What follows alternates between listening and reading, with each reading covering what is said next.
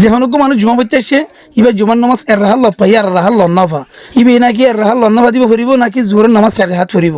এবার আরোগ্য মানুষ জুমার নামাজ পড়তে আসছে ইবে জুমার নামাজ একে দিবার লন্নাফা লাসর রাখাত রুকুদ্দুল লন্নাফা কিন্তু নামাজ আমার শরিক হয়ে তাহলে ইবে কি মামা সালাম ফিরানোর পরে উড়িয়ে জোরের নামাজ 4 রাকাত ফুরি দিব নাকি জুমার নামাজ 2 রাকাত ফুরি দিব। তাহলে খুব গুরুত্বপূর্ণ মশলা ওনারা ভাই ভিডিও বেশ বেশ করে শেয়ার করে দাও। তাহলে যখন মানুষ নামাজ পড়তে আসছে জুমার নামাজ ইবে আর রাহাল লপাই আর রাহাল লন্নাফা এন্দিলে অদ্দলে ইবে ইমাম সাহেব সালাম ফিরানোর পরে উড়িয়ে আর রাহাত ফুরি দিব ইবে জুমার নামাজ লতাইয়াং হওয়া যাব।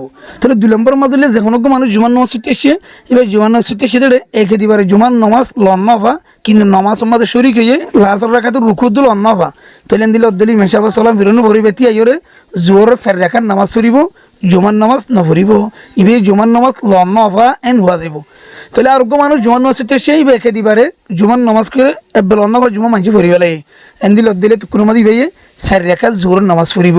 আশা করি ওনারা বুঝি পাইছো ওনারা ভিডিও শেয়ার না হইলে ভিডিও শেয়ার করিয়া হইতে পারি।